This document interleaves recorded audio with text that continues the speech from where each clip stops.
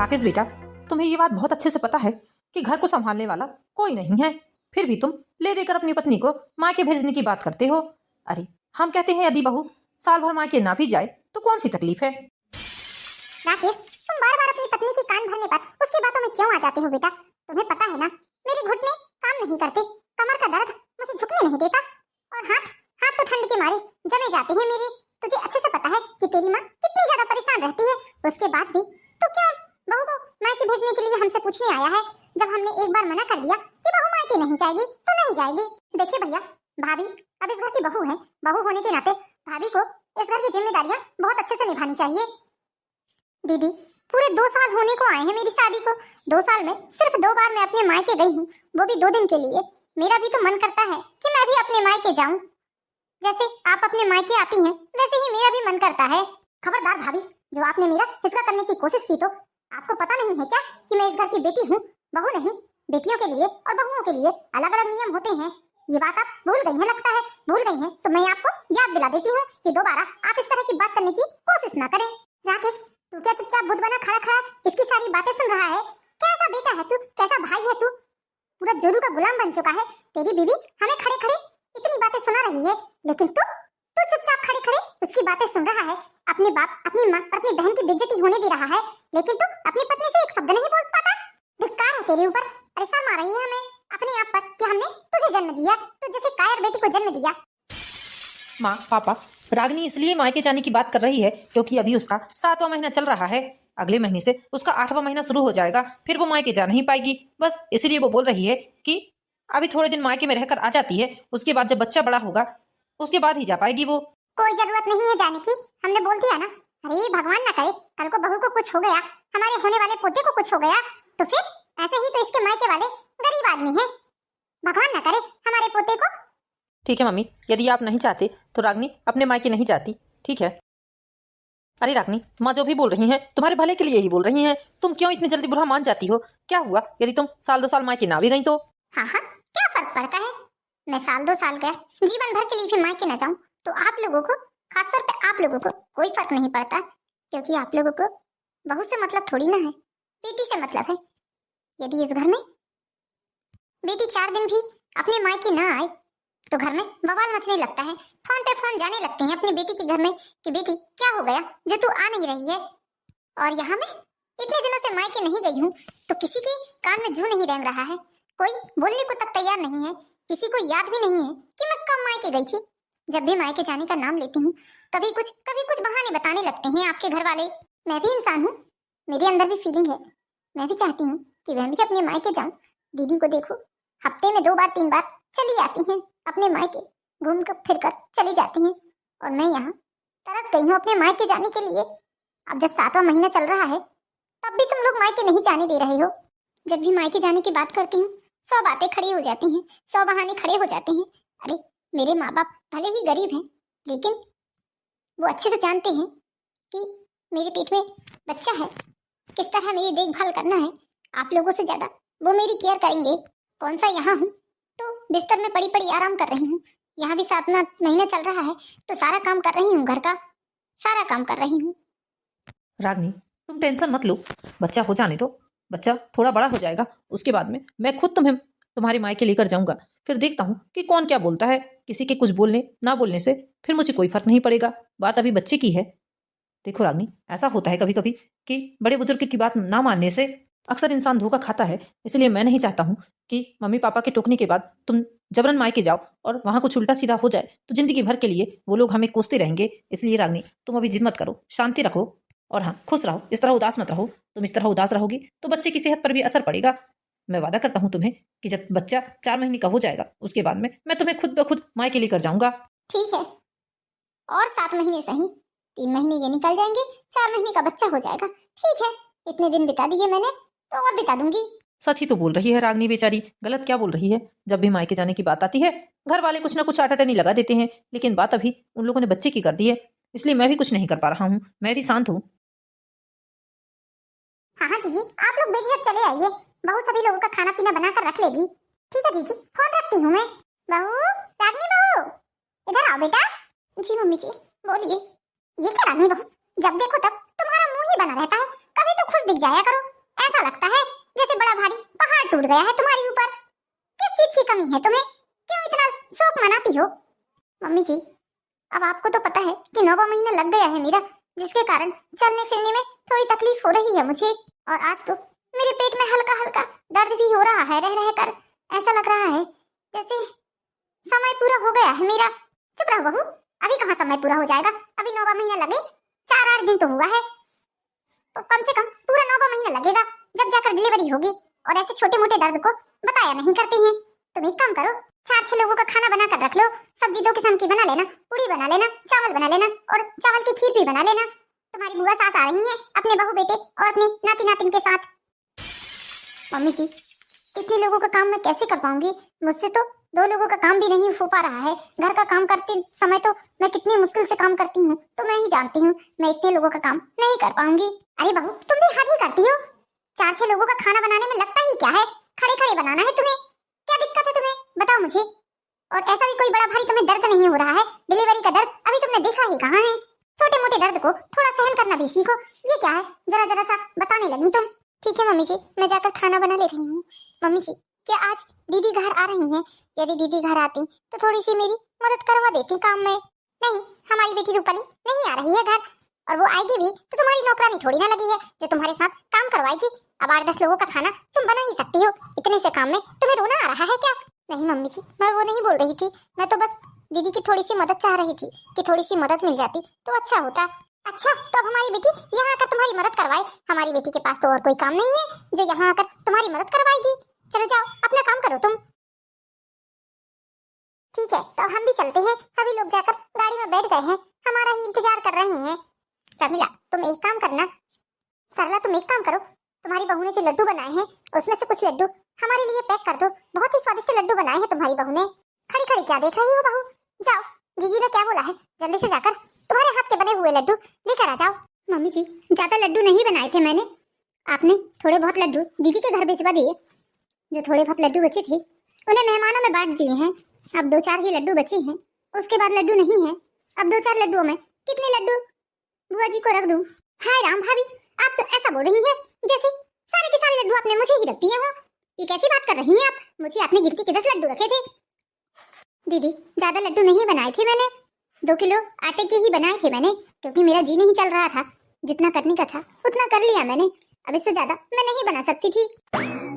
हाय राम, देखो तो मम्मी कैसी बात कर रही हैं भाभी बुआ जी के सामने। अरे भाभी, आपको जरा बोलने में भी शर्म आनी चाहिए कि आप कैसी बातें कर रही हैं। ये भी तो सोचो कि बुआ जी आपके बारे में क्या सोचेंगी। रहने दे सरला, नहीं है लड्डू तो कोई बात नहीं। अब त्योहार में कोई चीज बनती है तो 4 मोहल्ले पड़ोस के लोगों को भी देना पड़ता है। खत्म हो गए होंगे, इतना बड़ा परिवार है, सभी ने 2-2 4-4 खा भी लिए होंगे, तो चिंता मत कर, मैं चलती हूँ। चल ठीक है दीदी, मुझे बिल्कुल अच्छा नहीं लगा कि आप हमारे घर से बिना लड्डू लिए जा रही हैं। आप चिंता मत करो, मैं कल ही बहुरिया के हाथ लड्डू बनवाकर आपके घर पे पहुंचा दूंगी और देसी घी के लड्डू बनवाऊंगी। मेवे तो भर भर कर डलवाऊंगी इससे।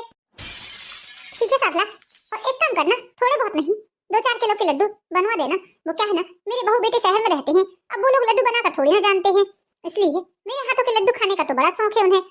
अब मैं तो लड्डू बना नहीं सकती हूँ, और मेरी बहू भी गर्भवती है, तुझे तो पता है, बैठने उठने में उसे तकलीफ हो रही है। अब तेरी बहू को हल्का ही है, इसलिए तू ही 5 किलो आटे के लड्डू बनवा देना। थोड़ा सा आटा भूंज लेना, अच्छे से भूंजना, और उसके बाद में उसमें भर भर कर घी, मावे सब कुछ डालना। हाँ ठीक है जीजी, लड्डू आपके घर 2 दिनों में पहुंच जाएंगे, आप चिंता न करो। ठीक है सरला, तो अब मैं चलती हूँ। सभी लोग गाड़ी में बैठे हुए मेरा इंतजार कर रहे होंगे कि अभी तक मैं कैसे बाहर नहीं निकली हूँ। वो क्या है ना, मेरे बहू बेटों को शहर जाना है। अब गाँव आए थे तो मैंने सोचा कि उन्हें अपने मामा मामी के घर घुमा ही लेती हूँ। ऐसे ही मेरे बहू बेटों को कब कब घूमने को मिलता है, कम से कम इसी बहाने एक दूसरे को जानेंगे पहचानेंगे, तब तो रिश्तेदारी गाढ़ी होगी। और वरना आजकल के बच्चे तो ऐसे हैं कि माँ बाप के मरने के बाद कौन बुआ, कौन मौसी, कौन चाचा, कौन चाची सब भूल जाते हैं। हाँ दीदी, ये तो आपने सही कही, आजकल की पीढ़ी बड़ी ही बदतमीज हो गई है। आजकल के बच्चे सिर्फ अपनी पत्नी, अपने बच्चों से मतलब रखते हैं, इसके अलावा माँ बाप भी उन्हें नहीं भाते। चल ठीक है, चलती हूँ मैं। जी, ऐसे ही आते जाते रहा करो, आप आती जाती हो तो ऐसा लगता है कि हमारे ऊपर बड़े बुजुर्गों का हाथ है अभी भी।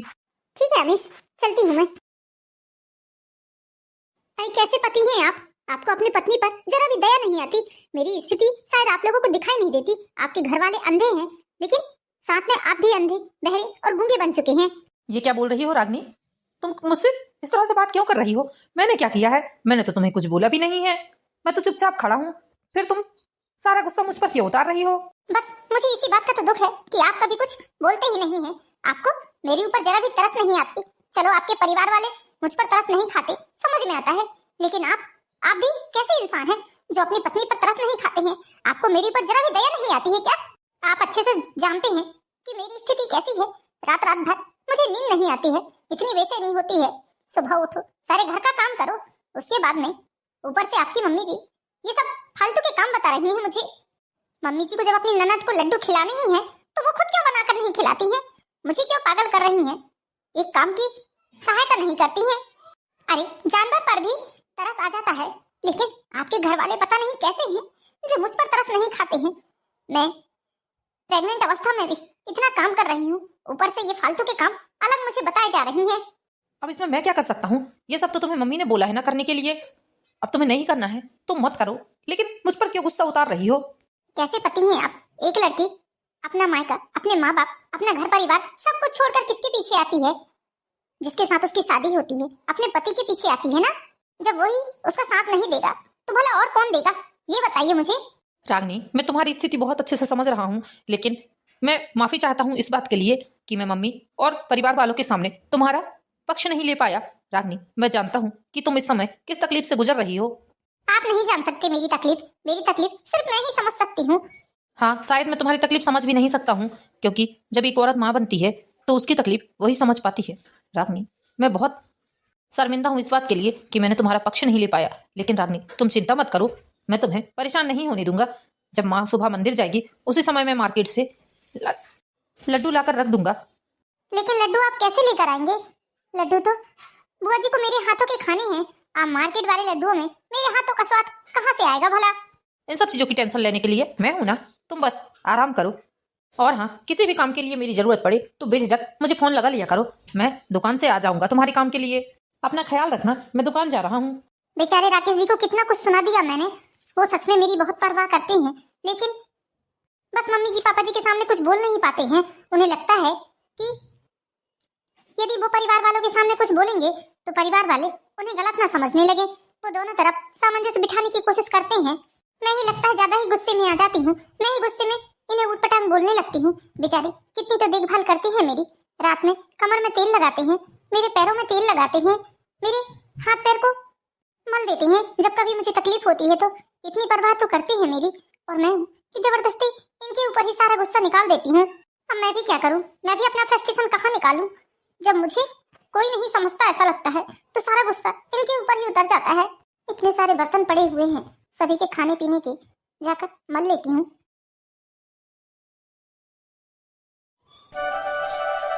ये लो चाय। डिलीवरी को अभी 2 दिन ही हुआ है बहू की, और मेरी तो हालत ही खराब हो गई है। इतना काम, हाय राम, मेरी तो कमर टूटी जा रही है। मम्मी, मुन्ने की मालिश कर दीजिए, सोकर उठ गया है वो। अरे बेटा, अब मैं घर का काम करूं कि मुन्ने को तेल लगाऊं कि उसको घूटी पिलाऊं? क्या क्या काम करूं मैं? मेरी तो कमर ही टूटी जा रही है। मम्मी, आप भारती को क्यों नहीं बुला लेती हैं? भारती को बुला लीजिए, ऐसे तो वो मायके आते ही रहती है ना। अभी जब से बच्चा हुआ है उस दिन आई थी, उसके बाद से भारती अभी तक नहीं आई है हमारे घर। क्यों? हम अपनी बेटी को यहाँ क्यों बुलाएं? काम करने के लिए घर के? तुम्हें कुछ लगता नहीं है? हाँ हाँ, हमारी बेटी इस घर के काम करने के लिए थोड़ी ना आएगी। तुम भी कैसी बात करती हो राकेश, नहीं आती वो यहाँ। अरे वो तो अपने मम्मी पापा के यहाँ घूमने फिरने के लिए आ जाती है। हम तो कहते हैं तुम एक काम करो, बहू को उसके मायके भेज दो, महीने 2 महीने के लिए बहू वहाँ रहेगी तो कम से कम उसका परहेज भी हो जाएगा और अच्छे से देखभाल भी हो जाएगी और हमें भी थोड़ा आराम मिल जाएगा। बहू भी बहुत दिनों से मायके नहीं गई है, इसी बहाने वो मायके भी रहकर आ जाएगी। वाह मम्मी, क्या अच्छी बात कही है आपने। जब उसकी सेवा करने का समय आया तो आप उसे मायके भेज रही हैं, वरना तो आपने उसे मायके नहीं जाने दिया है शादी के बाद। आज 1.5 साल होने को आए हैं, एक तो विदा के बाद में आपने उसे मायके तक नहीं जाने दिया। बेचारी रोते रहती थी मायके जाने के लिए, लेकिन आप साफ साफ इनकार कर देती थी। बेटा, लगता है बहू ने तुम्हें सारी रात पट्टी पढ़ाई है, इसलिए तुम इतनी ज्यादा बात कर रही हो। पापा, आज तक मैं चुप था तो आप लोगों ने मुझे कभी कुछ नहीं बोला, और आज जब मैं सच बोल रहा हूँ तो आप मुझे ऐसा बोल रहे हैं। और क्या कहें बेटा, इसके अलावा और बोलने का है ही क्या? जोरों की गुलाम बन गए हो तुम तो। आपका कहने का मतलब तो वही है मम्मी, मैं अच्छे से समझ गया आपकी बातों को। आज आप जब मेरी पत्नी की सेवा नहीं कर पा रही हैं तो उसे मायके भेज रही हैं, और जब सारे रिश्तेदारों का मान सम्मान आ भगत करती थी मेरी पत्नी, तब तो आपने कभी उसे मायके नहीं भेजा। आप चिंता ना करें मम्मी, मैं अपनी पत्नी की सेवा खुद ही कर लूंगा, अपने बच्चे की देखभाल खुद ही कर लूंगा। और वैसे भी महीने 2 महीने की ही बात है, मैं उसे मायके नहीं भेजूंगा। और वैसे भी मेरी सास इतनी ज्यादा बुजुर्ग हैं बेचारी, वो तो खुद अपना काम नहीं कर सकती हैं, तो कहाँ मेरी पत्नी की सेवा करेंगी। आप चिंता ना करें, आपको कोई काम नहीं करना पड़ेगा। हाँ हाँ, तुम्हारी सास बुजुर्ग है तो हम तो जवान रखे हैं ना। हमारे तो बहुत हाथ पैर चल रहे हैं, जो हम सारे घर का काम करें। नहीं बन सकता हमसे, करते हो तो करो अपनी पत्नी का काम। हमारी बेटी या हमसे किसी प्रकार की कोई उम्मीद मत करना तुम। ठीक है मम्मी, मुझसे जो हो पाएगा मैं वो सारा काम करूंगा अपनी पत्नी का। बस आप बीच में मत बोलिएगा। आज जब मेरी पत्नी को मेरी जरूरत है तब तो मैं अपनी पत्नी का साथ जरूर दूंगा। देख रहे हैं आप हमारे बेटे को जी, किस तरह से बात कर रहा है आज हमसे। वैसे एक तरफ से देखा जाए तो वो सच ही बोल रहा है, गलत नहीं बोल रहा है। हम तो कहते हैं कि भारती से बात करके देखो, यदि भारती आ सकती है तो आ जाए। नहीं नहीं, हम भारती से बात नहीं करते हैं। राकेश ने बोला है ना कि वो अपनी पत्नी का काम कर लेगा, तो करने दो उसे। देखते हैं कितना काम करता है अपनी पत्नी का। 4 दिन में समझ में ना आया ना तो हमारा भी नाम सरला नहीं। हम अच्छे से जानते हैं जुबान तो हमारे बेटे की है, लेकिन जो उसके मुंह से शब्द निकल रहे हैं वो सब बहू के हैं। उसने पट्टी पढ़ाई होगी हमारे बेटे को, कान भरी होगी, तब तो आज हमारा बेटा इस तरह से बात कर रहा है। हाँ तो ये बताओ कि आज खाने में क्या बना रही हो? क्या बना रही हो? खाने में सिर्फ खिचड़ी बनेगी। खाना है तो खाओ, नहीं खाना है तो होटल से खाकर आ जाओ। मुझसे किसी प्रकार की उम्मीद मत करना आप। हे भगवान, इसका मतलब अब बहू जब तक काम धंधा नहीं करने लगेगी किचन का, तब तक तो खिचड़ी दलिया ही नसीब होगी लगता है। मुन्ना फिर से सो गया लगता है। रागनी भी सो रही है तो एक काम करता हूँ, रागनी के लिए पानी उबाल कर रख देता हूँ और थोड़ी सी दलिया बना देता हूँ। दलिया खाएगी तो उसे अच्छा लगेगा। थोड़े बहुत फल फ्रूट भी काट कर रख दूंगा। 1.5-2 सालों में मेरी पत्नी ने हर एक व्यक्ति की सेवा की है। इस घर के आने जाने वाले मेहमानों का भी बराबर मान सम्मान किया है। एक दिन भी बीमार होकर भी सोती नहीं थी। बस हर किसी का मान सम्मान करना, हर किसी की पसंद की चीजें बनाना, यही काम था मेरी पत्नी का। महीने में 10 बार भारती आती थी। भारती की भी पूरी भगत सेवा सत्कार करती थी। भारती के ससुराल वालों की भी बराबर से सेवा सत्कार करती थी। भारती खुद आती थी, लेकिन अपने साथ में घर वालों का टिफिन भी बनवा कर ले जाती थी मेरी पत्नी की। लेकिन जब आज भारती को अपनी ननद की, अपनी सास की जरूरत है तो ये लोग अपने फर्ज से पीछे हट रहे हैं। मैं भी देखता हूँ, मैं तो पति हूँ अपनी पत्नी का। मैं तो हर स्थिति में साथ दूंगा अपनी पत्नी का, चाहे कुछ हो जाए। और अब देखता हूँ कौन माई का लाल है जो मेरी पत्नी से किसी प्रकार का काम करवा ले। डिलीवरी के बाद राहुल को सारी बातें समझ में आ गई थी, इसलिए राहुल अपनी पत्नी का बहुत अच्छे से देखभाल करने लगा। पूरे 2-3 महीने हो गए थे तब तक राहुल ने अपनी पत्नी की पूरी सेवा की है। 2-3 महीनों के बीच में भारती आई जरूर अपने मायके, लेकिन बस हाल चाल पूछकर चल देती थी। एक दिन भी रुककर उसने अपने भाई भाभी या माँ बाप की सेवा नहीं की, और न ही रागनी की सास रागनी का कोई काम करती थी और न ही बच्ची का कोई काम करती थी। बस जब बच्चा सोया रहता था तब ले जाकर थोड़ी देर खिला लेती थी। बच्चा जैसे ही रोने लगता था रागनी की सास वापस से बच्चे को लाकर रागनी को दे देती थी। अब धीरे धीरे करके रागनी सारे घर का काम भी करने लगी थी। बच्चा भी धीरे धीरे करके बड़ा होने लगा था। बच्चा 6 महीने का हो गया था। क्या क्या बता रही है भारती बेटा? इतना बड़ा अनर्थ कैसे हो गया? हे भगवान, हम तो सोच रहे थे कि हमारी बहू की गोद तो भर गई, अब जल्द से जल्द हमारी बेटी की गोद भी भरने वाली है, लेकिन शायद भगवान को यह मंजूर नहीं था। बेटी तू चिंता मत कर बेटा, भगवान बहुत जल्द तेरी भी गोद भर देगा।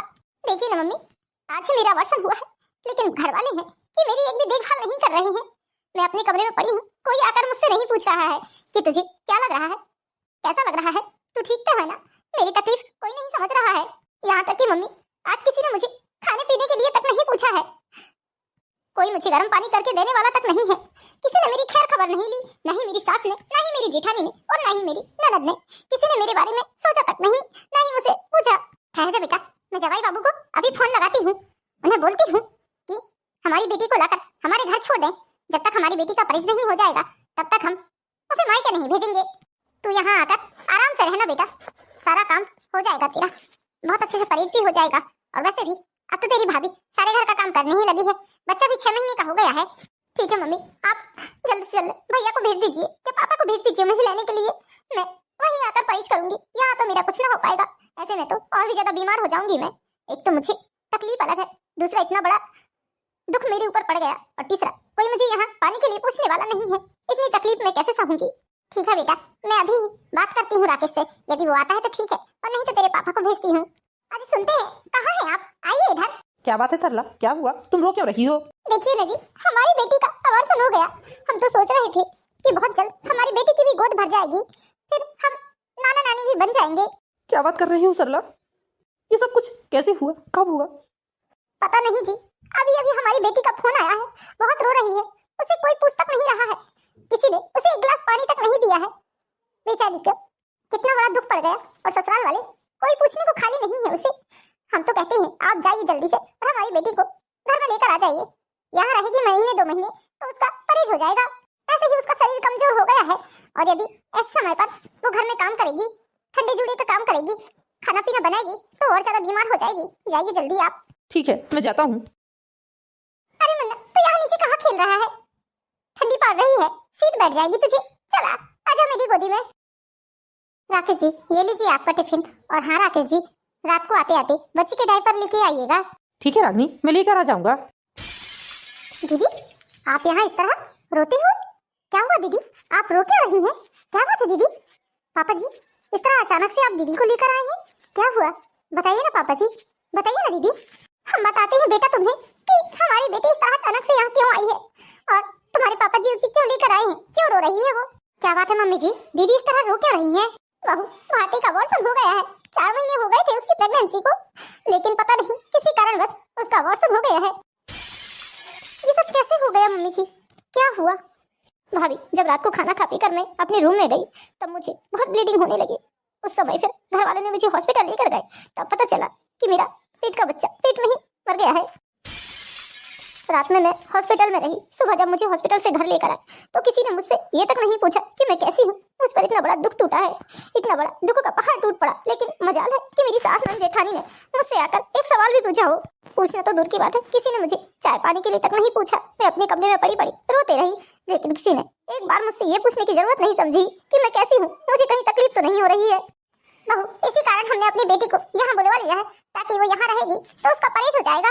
अब तुम घर के काम भी करने लगी हो तो तुम अब हमारी बेटी की अच्छे से देखभाल कर सकती हो। यहाँ हमारी बेटी रहेगी तो कम से कम उसका परहेज हो जाएगा, वरना हमारी बेटी का परहेज भी नहीं हो पाएगा।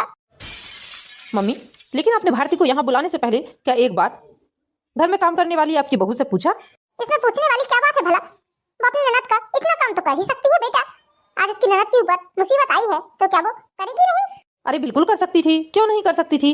जब आप लोग मेरी पत्नी की देखभाल करते, उसकी मुसीबत के समय में आप लोग उसका साथ देते। रागनी की भी डिलीवरी हुई थी, आप बताइए, क्या आपने उसे परहेज का खाना पीना दिया, उसकी तेल मालिश करवाई, बच्चे की तेल मालिश की आपने? बताइए, क्या परहेज करवाया है आपने उसका? या रागनी अपने बच्चे के कपड़े लत्ते धोते रहती थी तो मजाल है कि आपने एक दिन भी बोला हो ये बच्चे के कपड़े मैं धो देती हूँ?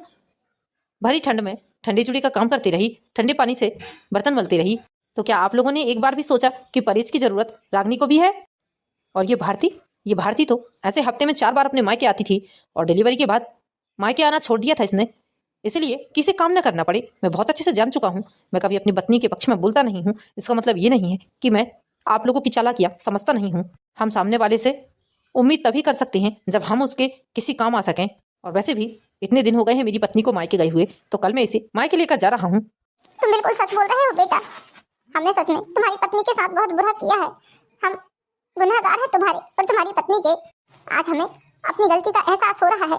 काश हम उस समय पर तुम्हारी पत्नी की देखभाल कर लेते, अपनी बहू की देखभाल कर लेते, उसे परहेज का खाना पीना दे देते, उसे परहेज करवा लेते, तो शायद आज हमारी बेटी की सास भी उसके परहेज करवाती। हाँ मम्मी, आप सही बोल रही हैं। जाओ रागनी, तैयारी करो, कल हम तुम्हारे मायके चल रहे हैं। राकेश जी, मैं कहीं नहीं जा रही हूँ अभी। दीदी को मेरी जरूरत है, बेचारी कितनी दुखी हैं। एक तो भगवान ने उनसे उनका बच्चा छीन लिया, और ऊपर से परिवार वाले भी उनका कोई काम नहीं कर रहे हैं, तो इसलिए मेरा फर्ज बनता है कि मैं उनकी देखभाल करूं। अब जरूरी थोड़ी ना है कि सामने वाला मेरे साथ जो करेगा मैं भी उसके साथ वैसा ही करूं। तू धन्य है बेटा, तू धन्य है। हमने तेरे साथ इतना बुरा बर्ताव किया, उसके बाद भी तू हमारी बेटी की सेवा करने के लिए तैयार है। हम तेरा शुक्रिया अदा किस तरह से अदा करें, हम खुद ही नहीं जान पा रहे हैं। बेटा माफ कर दे हमें, हमने तेरे साथ जो कुछ भी किया उसके लिए हम बहुत शर्मिंदा है। मम्मी जी, माफी मत मांगिए प्लीज। आई एम सॉरी भाभी, मुझे भी माफ कर दीजिए। मैं भी आपके कभी कोई काम ना आ सकी। जब से आप शादी होकर आई हैं तब से सिर्फ आपसे काम ही काम करवाया है, कभी आपको अपना नहीं समझा। कभी भी मैंने ये नहीं सोचा कि आज मैं भी आपके काम आऊंगी तो कल आप भी मेरे काम आ सकती। समय का पहिया कब घूम जाए पता नहीं चलता है। ये तो कलयुग है, यहाँ जैसा करोगे वैसा ही भरना पड़ेगा। ये बात मैं समझ चुकी हूँ। भाभी मुझे माफ कर दीजिए, मुझे माफ कर दीजिए भाभी। दीदी आप चलिए, चलकर आराम करिए, मैं आपके लिए गरम गरम दलिया और पतली पतली रोटियां बनाकर लेकर आती हूँ। ठीक है भाभी। सरला जी को और भारती को अपनी गलती का एहसास हो जाता है। रागिनी की अच्छाई उनका दिल जीत लेती है और वो समझ जाते हैं कि उन्होंने जो कुछ रागिनी के साथ किया वो बहुत गलत था। अब सरला जी और भारती अपनी भाभी को और अपनी बहू को बहुत प्यार करने लगती हैं। तो दोस्तों कैसी लगी आपको कहानी? कहानी पसंद आई है तो हमारे चैनल को सब्सक्राइब करें, वीडियो को लाइक करें। मिलते हैं नेक्स्ट वीडियो में दोस्तों, जब तक के लिए बाय बाय।